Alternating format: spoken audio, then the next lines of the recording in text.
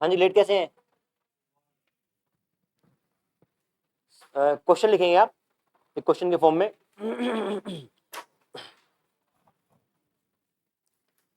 a needle is a needle is dipped in water. A needle is dipped in water. Then what will be minimum force required? Then what will be minimum force required to take it out from water? To take it out from water. समझ लें एक बार क्या है।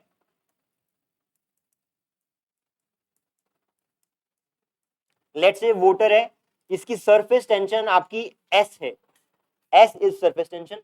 आपके पास एक needle है,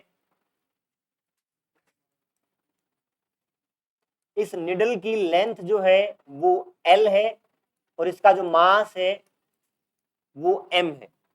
किया क्या है, आपने एक निडल को ऐसे करके पानी में डुबोया है और डुबोने के बाद जब उसको आप बाहर निकालते हैं तो what is minimum force required to take it out from the water.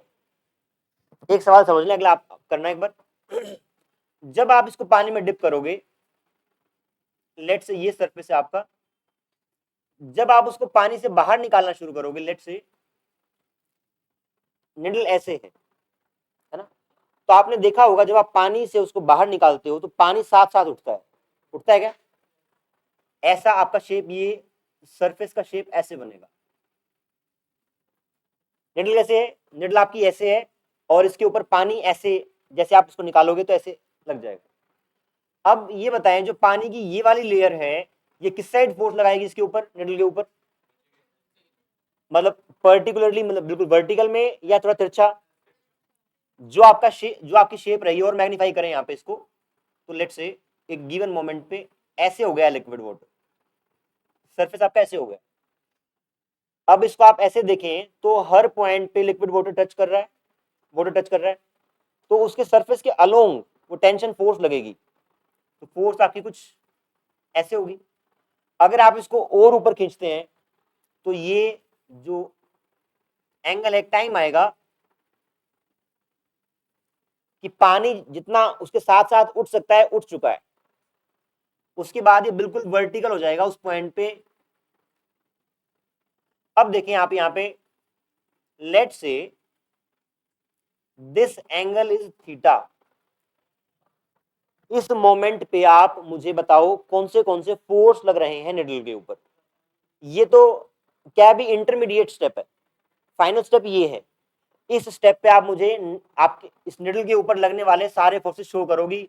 Sir ये फोर्स लगे हैं निडल के ऊपर, mg लगेगा।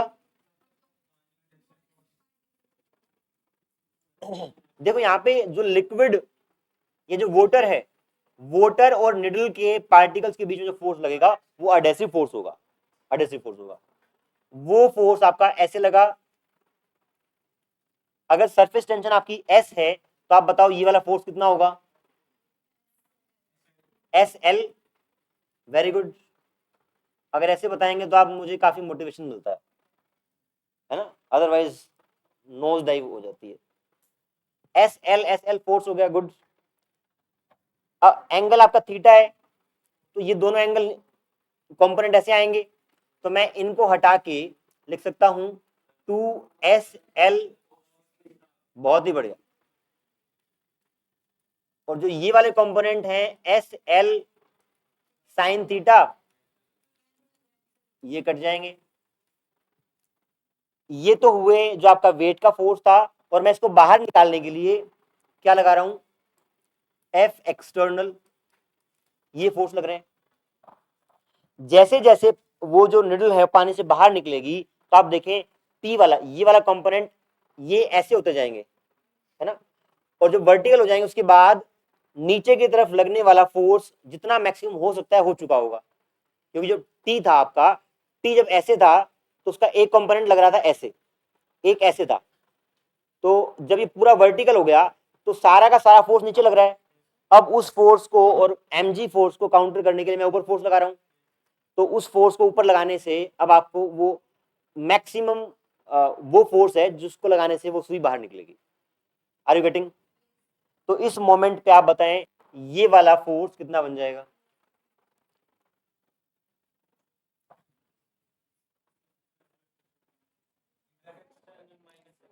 हाँ जी, नहीं मतलब सिर्फ ये पूछ रहा हूं, ये वाला कंपोनेंट कितना हो जाएगा? एंगल जीरो हो जाएगा ना। अब कैसे हो जाएगा एंगल? तो cos 0 इज 1, तो 2SL। कुल मिला के इस मोमेंट पे आपका नीचे की तरफ लगने वाला फोर्स mg प्लस 2SL हो जाएगा। तो आपको इतना फोर्स लगाना पड़ेगा मिनिमम जिससे कि वो निडल बाहर निकल आए, क्योंकि नीचे की तरफ एक तो वेट खींच रहा था और एक आपके सरफेस खींच रहा था। दोनों काउंटर करने के लिए आप अपने एफ एक्सटर्नल लगाया। F external is equals to mg plus 2SL. This is minimum force required to take out a needle after dipping it into water. पक्का? ठीक,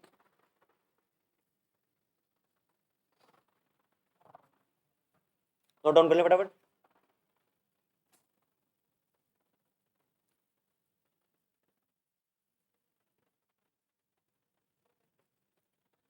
आप नहीं लिखते हैं? लिखते हैं कब? ठीक, पेज छोड़ दें, दो तीन तीन चार पेज छोड़ के लिख लें। बस बस बस,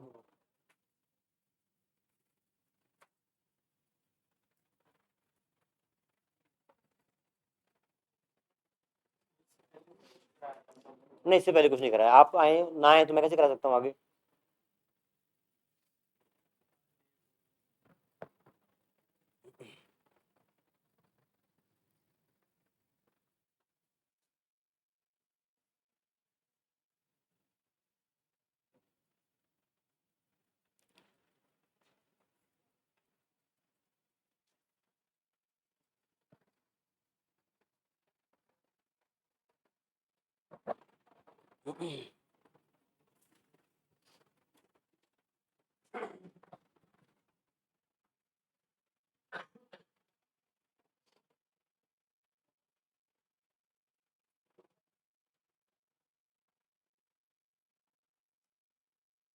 ये अपने आप में एक एग्जाम मतलब एप्लीकेशन हो गया किसका? सरफेस टेंशन की कॉन्सेप्ट का।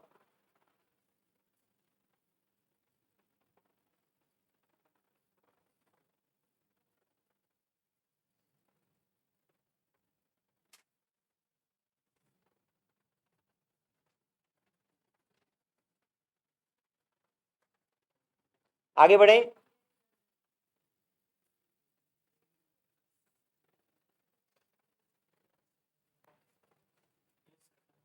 डन।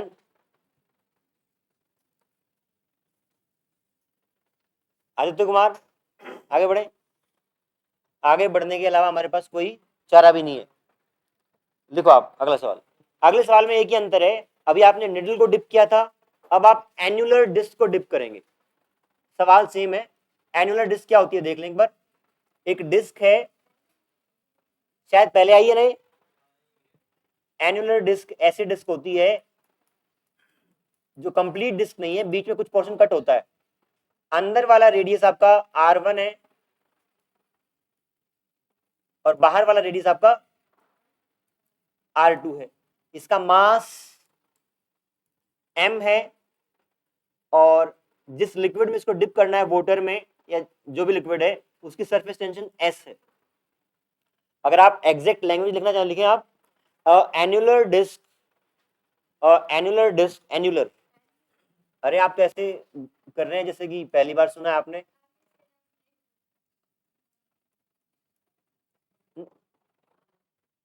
एन्युलर पहली बार सुना है? दूसरी बार सुना है? ये लड़का बहुत बाद में ऐसे सुन लिया। आपने गांधी जी के उस विचार पे ना बुरा सुनो ना बुरा देखो, ये तो अच्छा है, बुरा कहाँ है? हाँ जी, इस आप annular disc is dipped into water, then what will be minimum force required to take it out? बहुत बढ़िया। चुप हो जाए, हैं? सत्य का सामना करना सीखो। dipped into water, then what will be minimum force required to take it out? हाँ भाई इंजीनियर साहब, लगाएं कुछ कोडिंग करें इसके अंदर। आदित्य जी आप यहाँ बैठना पसंद करेंगे? यहाँ आ जाए, उस बेंच पे आ जाए, इस पे आ जाए। अब यहाँ दिख जाएगा, मैं दिखाऊंगा, बैठ बैठे।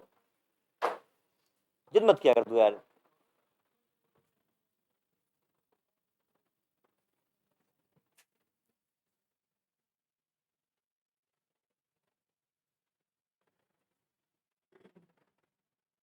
बिल्कुल सेम टू सेम कॉन्सेप्ट है, हल्का सा वेरिएशन है बस। जब डिस्क को बाहर उठाओगे पानी साथ में उठेगा, उठते उठते जब वर्टिकल हो जाएगा वो टाइम पे मैक्सिमम टेंशन नीचे लग रही होगी, उसको काउंटर करने के लिए आपको एफ एक्सटर्नल लगाना पड़ेगा। तो ऐसे नहीं आएगा। यहाँ पे लेंथ क्या है, यहाँ पे वहां पे लेंथ एल थी उसकी, यहाँ पे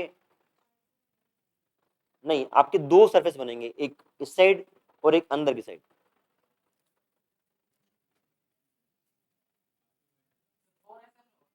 नहीं, देखिए आप देखें, जो पानी की लेयर है यहां पे ऐसे हो जाएगी, यहां पे ऐसे हो जाएगी, अंदर की तरफ आपकी ऐसे मतलब वर्टिकल ऐसे रहेगी, ये सारा यहाँ पे पानी रहेगा।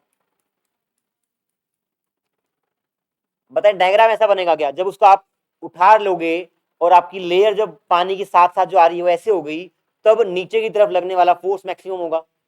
अब देखें ये जो लेयर है इस बाहर वाले सरफेस पे हर जगह पे है, तो surface tension into that length, वो लेंथ कितनी है 2πr2, ठीक है। ऐसे ही अंदर वाली लेंथ कितनी होगी 2πr1, वो भी नीचे लगेगी। तो आप लिखेंगे जो एफ एक्सटर्नल होगा is equals to mg plus s 2πr1 plus s 2πr2।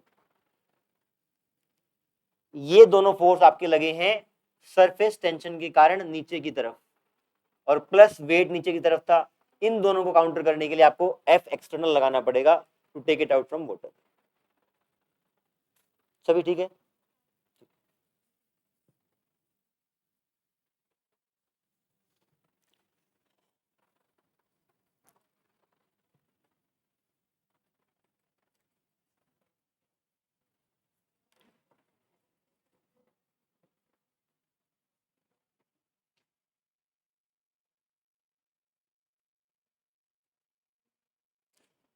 ये चैप्टर, इस चैप्टर बस ये शायद नेक्स्ट क्लास में आपका आपकी थियोरी कंप्लीट हो जाएगी, तो टेस्ट के लिए रेडी रहे।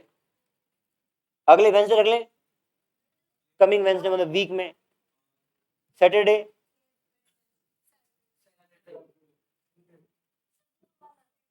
दूर, चलो देखते हैं देखते हैं। सवाल डन, आगे बढ़े। अगला सेम सवाल है, उसमें एनुलर डिस्क की जगह एक रिंग है। एक बार कर लो, दो चार एक साथ हैं, कर लो आप, फटाफट बताओ। अगर सारे वही सारे हैं तो आप बता देते, इसका बताया क्यों नहीं आपने? सवाल क्या है अब, a ring of radius r, mass m, surface tension s है वोटर की, उसमें डिप किया और निकालना है what is minimum force required to take it out from water. अब रिंग डुबोई है, बस पहले निडल थी, रिंग डुबोई है, रेडियस r है उसका, रिंग है, ये रिंग है।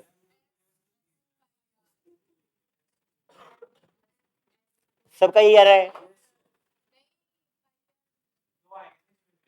दो सरफेस आएंगे, एक अंदर की तरफ भी आएगा एक बाहर की तरफ भी आएगा।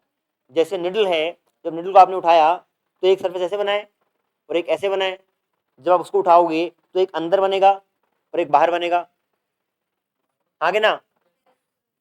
ये जो आपका रेडियस तो एक ही है, बट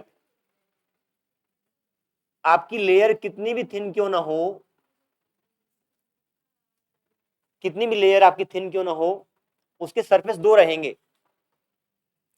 जब वो जस्ट उठने वाला होगा तो आपको ऊपर एक उसके चारों तरफ पतली सी परत दिखेगी, बस उसके सरफेस दो होंगे, एक अंदर की तरफ एक बाहर की तरफ। तो बाहर वाले पार्टिकल्स भी खींचेंगे और अंदर वाले पार्टिकल्स भी खींचेंगे, तो आपका हो जाएगा mg 4πr/s, this is f external required to take it out from water. बताओ ये बात समझ में आई कि नहीं आई? दीपांशी सारे सेम है और सही एक भी नहीं बताया अभी तक। कहाँ सही कहाँ बताया? 4 बताया था, गुड।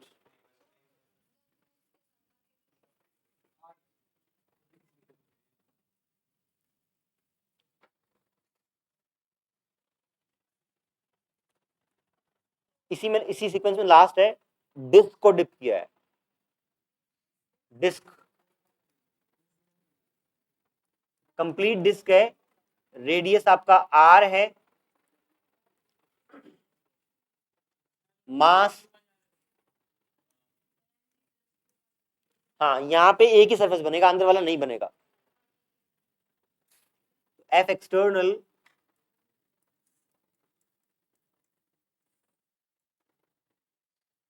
2πr/s।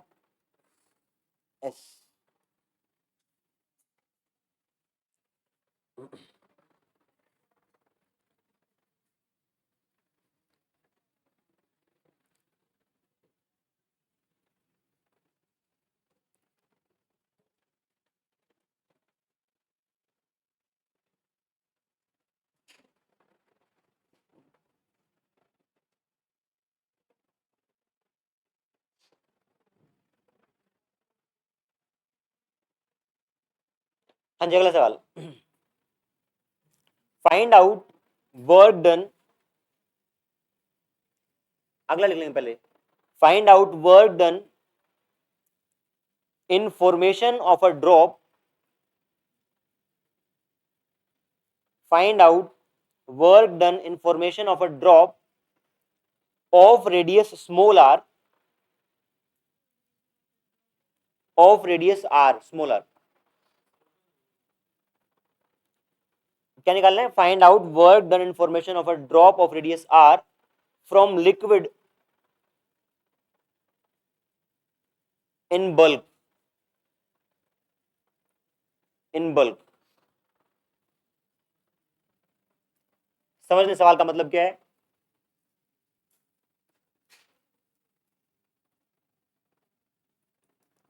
लेट्स से ये आपका एक कंटेनर जिसमें लिक्विड है, आपको बल्क से कुछ मटेरियल निकाल के, वाटर निकाल के उसकी एक ड्रॉप फॉर्म करनी है। हालांकि ऐसे आपके पास कोई तरीका नहीं है, बट हाँ किसी भी मैकेनिज्म से, इवेपोरेशन से या किसी भी तरीके से अगर आपको बल्क से वाटर निकाल के एक ड्रॉप फॉर्म करनी है ऑफ रेडियस आर, तो आपको कितना वर्क डन करना पड़ेगा ये बताना है आपको। एक देख लें आप कैसे करते हैं इस सवाल को। जब ये लिक्विड बल्क में था तो इसका कोई फ्री सरफेस था क्या? फ्री सरफेस आपका जो ओपन टू एटमोस्फियर है, बल्क में आपका सरफेस नहीं होता है ना, तो यहां पे कोई सरफेस नहीं था, तो इनिशियल सरफेस एरिया कितना है? ए I is 0, initial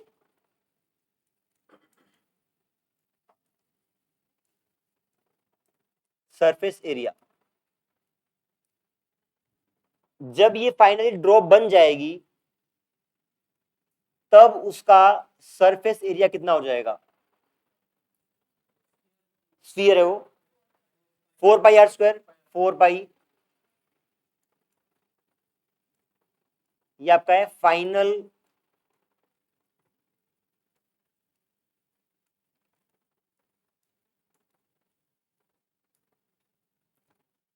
change in area,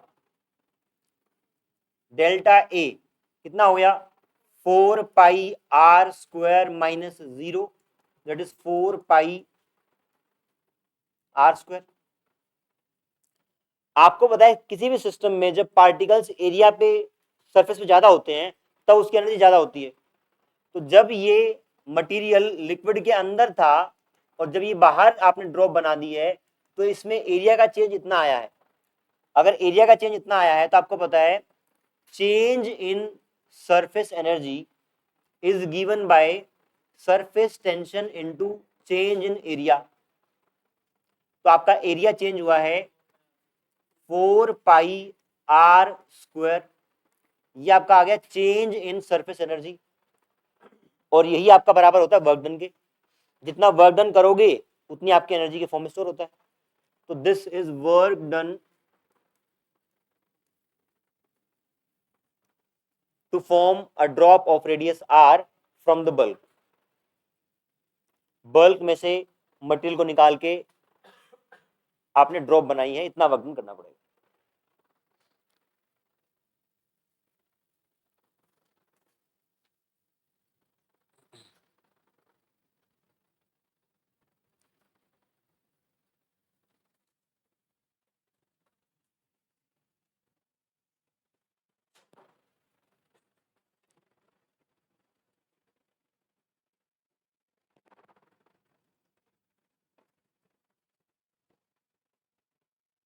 done.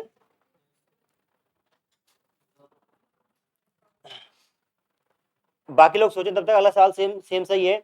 अब ये आपने एक ड्रॉप बनाई है बल्क में से लिक्विड को निकाल के, अगले केस में आपको एक बबल बनाना है। बबल माने उसके अंदर भी एयर है और बाहर तो एयर है ही है, सेम नहीं होगा। इस केस में आपने एक ड्रॉप बनाई है, उस केस में नेक्स्ट केस में आपको एक बबल बनाना है। लिखवाऊं क्या? लिखो आप, find out work done, find out work done in formation of a bubble, find out work done in formation of a bubble of radius r from liquid in bulk। Bulk में जो liquid present है उसमें से आपको निकाल के liquid bubble बनाना है। Bubble का मतलब होता है बाहर भी उसके एयर है, अंदर भी एयर है।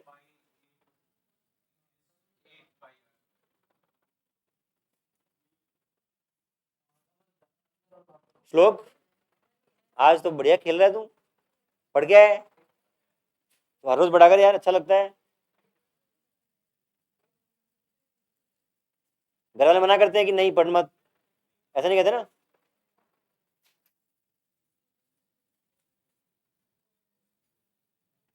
आ गया। अगले वाले का आंसर क्या है इसका? 2 टाइम्स। ऐसा क्यों? 2 सरफेस हो गए आपके, बबल के एक सरफेस बाहर भी रहेगा और एक अंदर भी रहेगा, तो नंबर ऑफ पार्टिकल्स ज्यादा रहेंगे, ज्यादा एनर्जी रहेगी आपके पास, ज्यादा एनर्जी ज्यादा वर्क करना पड़ेगा।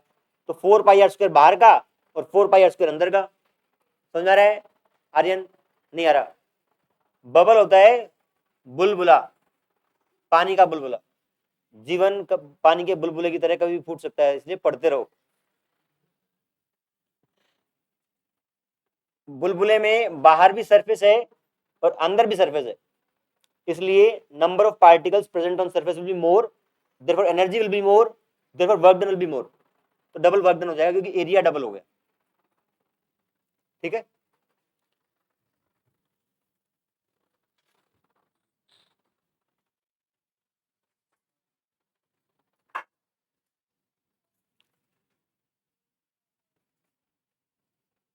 बबल वाले का आंसर इसका डबल हो जाएगा, s × 8πr²।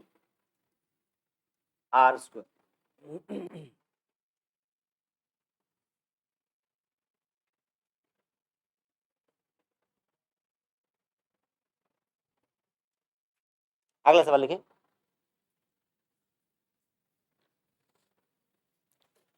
Find out work done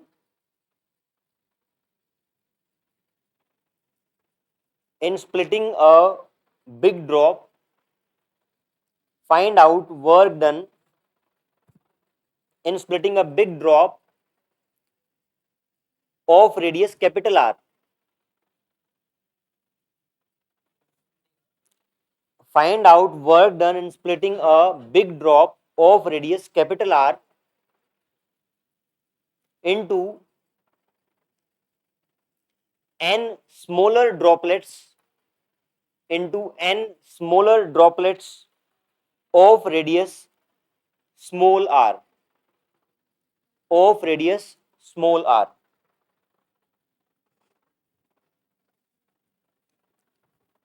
देख लें सवाल का मीनिंग क्या है। आपके पास एक बड़ी ड्रॉप है जिसका रेडियस आर है, इसको आपने तोड़ा है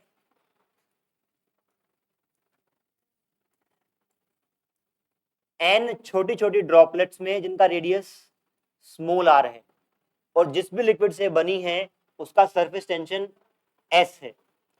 सबसे पहले तो आपको ये अंदाजा लगाना है, जब भी एक बड़ी ड्रॉप छोटी ड्रॉप पे टूटेगी तो क्या टोटल सरफेस एरिया बढ़ेगा या घटेगा या उतना ही रहेगा? बढ़ेगा। कैसे पता लगा? जब एक बड़ी ड्रॉप छोटी ड्रॉप्स में कन्वर्ट होगी तो टोटल सरफेस एरिया आपका बढ़ेगा या घटेगा या उतना ही रहेगा? बढ़ेगा। इसके लिए आप ऐसा करो, क्या नाम है, कैपिटल आर रेडियस का एक स्फीयर है, आप उसको दो में ब्रेक कर दो। इस सवाल को करने से पहले आप क्या करें, एक कैपिटल आर का बड़ा स्फीयर है, उसको आपको दो में ब्रेक करना है और फिर फाइंड आउट करना है कि दो का मिला के जो सरफेस एरिया आया वो पहले के मुकाबले ज्यादा है। समझे? करें एक बार, अभी देखते हैं। हाँ वैसे ठीक है, बट इस स्मॉल आर कैपिटल आर में कोई रिलेशन हो सकता है क्या? सही है, परफेक्ट आपका, बट स्मॉल आर और कैपिटल आर में कोई रिलेशन हो सकता है क्या? देखो एक बात बताओ पहले तो, अगर आपका बड़े स्फीयर का रेडियस कैपिटल आर है, उसको दो टुकड़ों में तोड़ा, तो क्या छोटे स्फीयर का रेडियस r/2 हो जाएगा? सब कह रहे हैं ऐसी बात, गलत जवाब। हाँ, अगर एक बड़े स्फीयर को दो मैं बराबर हिस्सों में बांट दूं तो क्या दो छोटे स्फीयर्स का रेडियस r/2 हो जाएगा? नहीं होगा। देखो आप इस केस में पहली बात तो जो पानी की बड़ी ड्रॉप है, पानी उतना ही रहेगा, है ना, तो वॉल्यूम कंजर्व रहेगी। तो पहले मान लेते हैं कि पहले वॉल्यूम है 4/3 पाई आर क्यूब, बाद की वॉल्यूम बराबर रहेगी। जो बाद का स्फीयर बने छोटे, उनका रेडियस एक बार आर मान लिया, आर और आर, तो वो हो जाएगा 2 times 4/3 pi are cube. 4/3 pi cut जाएगा, taking cube root both side, r 2⁻⁴ r. आया क्या r/2? नहीं आया ना। अगर ये आर यहाँ पे r/2 आता तो आप बोलते कि आधा रेडियस हुआ, आधा रेडियस नहीं हुआ है, ठीक है ना। तो आप क्या करेंगे, यहां से जब यहां जाएगा तो वॉल्यूम कंजर्व करके आप आर और कैपिटल आर में रिलेशन निकाल सकते हैं, और ये मैंने बता दिया है। अच्छा एक बात, और यहां से ये चेक कर लें एक बार, आर बिकम्स r/2⁻⁴। अब पहले वाले का सरफेस एरिया था, initial area was 4πr², final area AF is 2 times 4π small r का स्क्वायर। तो स्मॉल आर का स्क्वायर करूंगा तो वहां पे r² आएगा और नीचे 2/3 हो जाएगा। इसको आप सिंप्लीफाई करेंगे, ये 2⁻1 है, फिर 2/3 है, तो कितना आ जाएगा? इसका सॉल्यूशन कितना आएगा? 2⁻1/3। मैथ नहीं आता किसी को भी? कोई है मैथ वाला? आप हैं, आप भी हैं, तो आप बताएं इसका सॉल्यूशन क्या आएगा? 2/1/3 आएगा। तो यहां लिख रहा हूं मैं AF। अच्छा आप भी तो मैथ वाले हैं। 2⁻1/3 4πr² और A इनिशियल इज 4πr²। जब आप इसको कैलकुलेटर से सोल्व करेंगे तो ये वाली टर्म आपको बड़ी मिलेगी। कुल मिला के मैं ये कहना चाह रहा हूं कि बड़ी ड्रॉप जब भी छोटी ड्रॉप में जाएगी तो total surface area will increase, है ना। अगर टोटल सरफेस एरिया इंक्रीज हो गया तो आपको नेट वर्क डन करना पड़ेगा, तो कितना करना पड़ेगा वो आपको निकालना है। I hope I am making some sense, am I? No, एकदम फ्लैट रिफ्यूजल। हाँ जी, हाँ हाँ हाँ भाई, बात समझ में आई कि नहीं आई, दोबारा बताऊं? देखो मैं बस इतना कहना चाह रहा हूं एक बात, तो जब भी बड़ी बूंद छोटी बूंदों में टूटेगी तो टोटल सरफेस एरिया बढ़ेगा। ये बात अगर नहीं समझ में आ रही तो याद कर लो एक बात, ठीक है। अब बड़ी ड्रॉप जब टूटी है, एरिया बढ़ गया है, तो आपको वर्क डन करना पड़ेगा। डेल्टा ए निकल आएगा। पहले आप छोटी बूंदों का टोटल एरिया निकाल लो, माइनस इनिशियल कर दो, डेल्टा ए आ जाएगा, इंटू एस कर दो, आपका डेल्टा यू आ जाएगा, वही आपका वर्क डन होगा। ठीक है, ठीक, गुड गुड। देखते हैं। मैं एक बार बंद करी वेट। देखो सबसे सिंपलेस्ट है इसमें, delta U is equals to S delta A, final area will be n 4 pi R square minus 4 pi R square. क्या ये आंसर ठीक लिखा है यहां तक? मैंने एन छोटी ड्रॉप्स का सरफेस एरिया लिख लिया और पहले इनिशियली प्रेजेंट बड़ी ड्रॉप का एरिया लिख लिया, उनको घटा दिया तो ये आपका डेल्टा यू आ गया। डेल्टा यू ही आपका क्या होगा? वर्क डन होगा। बट ये तो आपका हुआ स्टेप नंबर 1। आपको यहाँ पे स्मॉल आर और कैपिटल आर में रिलेशन आप निकाल सकते हैं। कैसे? वॉल्यूम कंजर्व करके। Initial volume V I is equals to V F, initial volume was 4/3 pi are cube, और ये हो गया n 4/3 pi are cube. Simplify करेंगे, ये वाला टर्म कटेगा 4/3 पाई वाला, and small R in terms of capital R will be r cube n, r cube taking cube root both side, तो r becomes r upon n की power 1/3। इसको आप put कर दें यहां पे, यहां पुट कर देंगे तो delta u becomes s times n 4 पाई, स्मॉल r का स्क्वायर करेंगे तो यहां पे r स्क्वायर आएगा और नीचे n की पावर 2/3 आएगी, साथ में एक -4 पाई r प्रेजेंट था। 4 पाई r स्क्वायर बाहर निकल सकता है, s 4 पाई r स्क्वायर। जो ये वाला टर्म है इसको सिंप्लीफाई करेंगे, n और n बेस सेम है तो पावर्स डिवाइड में घट जाती हैं। 1 माइनस 2/3 तो 1/3 हो जाएगी, n की power 1/3 minus 1, this becomes delta u, और work done in splitting a bigger drop in n smaller drops।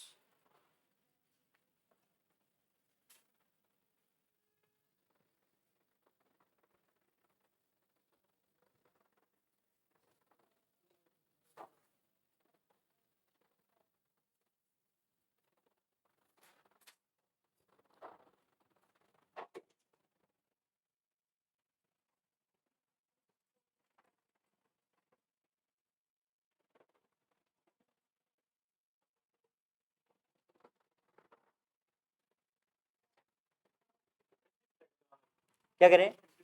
हाँ।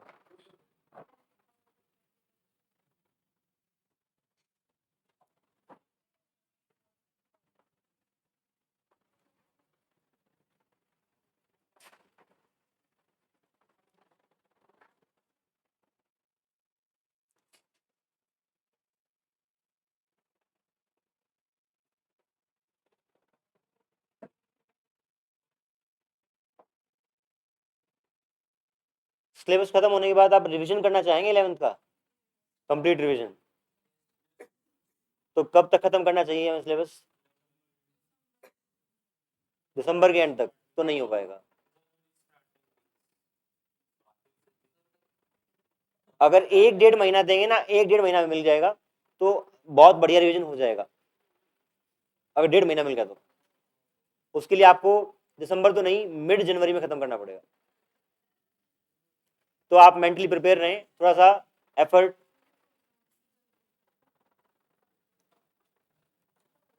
पीछे करना था,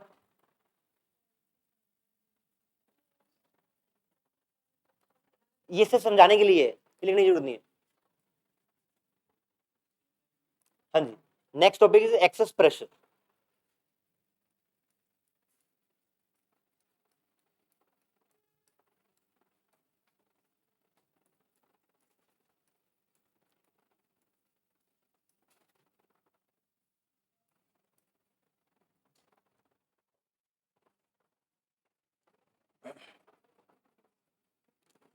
ये आपका एक बबल है,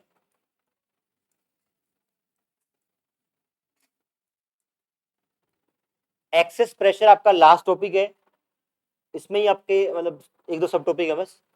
एक्सेस प्रेशर में बाहर के प्रेशर को बोलते हैं पीओ, पी आउटसाइड। बाहर के जो आपके एयर मॉलिक्यूल्स होंगे इस बबल पे ऐसे फोर्स लगा रहे होंगे, ठीक। अंदर के प्रेशर को पी इनसाइड। अब आप ये बताएं, क्या ये दोनों प्रेशर आपके हिसाब से सेम होने चाहिए क्या? इसमें आप एक काम देखें, फॉर एग्जाम्पल एक रबर बैंड है, वो आपने ऐसी उंगलियों में लेके ऐसे फैला लिया, ठीक है। अब रबर बैंड के ऊपर एक बाहर के पार्टिकल्स हिट कर रहे हैं, प्रेशर क्रिएट कर रहे हैं, साथ में आपकी उंगलियां भी प्रेशर लगा रही है अंदर से। तो क्या आपकी उंगलियों का प्रेशर और बाहर का प्रेशर बराबर है क्या? बराबर नहीं है। क्यों? आप सुन ना, समझे हम लोग, नेट तो बराबर ही रहेगा बट उसमें उंगलियों का एक एक्स्ट्रा आएगा, वो क्या आएगा वो देखते हैं। उसकी प्रॉपर्टी क्या है? अपने आप को कम करने की। जो रबर बैंड है वो कम होना चाह रहा है, तो आपकी उंगलियों पे एक रबर बैंड का प्रेशर भी रहेगा। Are you getting? देखो, जो रबर बैंड है, रबर बैंड के बाहर से पार्टिकल्स हिट कर रहे हैं, ठीक है, और अंदर से आपकी उंगलियां स्ट्रेच कर रही हैं, ठीक है। लेकिन रबर बैंड का अपना कॉन्ट्रैक्ट होने का भी एक प्रेशर है। जो रबर बैंड का अपना खुद का कॉन्ट्रैक्ट होने का प्रेशर है उसको आप बोलते हैं एक्सेस प्रेशर। एक तो बाहर का प्रेशर पी नोट लगा, और एक रबर बैंड का खुद का कॉन्ट्रैक्ट होने का जो है टेंडेंसी, उसके कारण जो प्रेशर लगा उसको पी एक्सेस बोला। इन दोनों को मिला के आपका पी इनसाइड बनेगा, जो कि उन दोनों को काउंटर करेगा। बात समझाएगा? दोबारा बताऊं, अगर आप देखें रबर को जब भी आप स्ट्रेच करेंगे तो स्ट्रेचिंग के कारण वो प्रेशर क्रिएट करेगा। एटमोस्फेरिक प्रेशर, आपके एटमोस्फेयर के पार्टिकल से वो हिट कर रहे हैं। आप देखना, कभी भी अगर बबल के अंदर वैक्यूम है तो बबल बन ही नहीं सकता, क्योंकि बाहर का प्रेशर आएगा वो कोलैप्स हो जाएगा, अंदर प्रेशर है ही नहीं। तो इसका मतलब अंदर भी आपके एयर पार्टिकल्स हैं और बाहर भी एयर पार्टिकल्स हैं, लेकिन उसका खुद का स्ट्रेचिंग का प्रेशर भी है। तो स्ट्रेचिंग का प्रेशर उसको आप बोलते हैं एक्सेस प्रेशर। तो P outside is equals to P inside plus P excess, या पी एक्सेस, उल्टा लिख दिया मैंने ना, P O plus P excess is equals to P I, या P excess is equals to P I minus P O. ये excess pressure आपका stretching के कारण आ रहा है, बस आपको इतना बात ध्यान रखनी है। इसका आपका मैथमेटिकल डेरिवेशन भी है जो हम अगली क्लास में करेंगे। Thank you.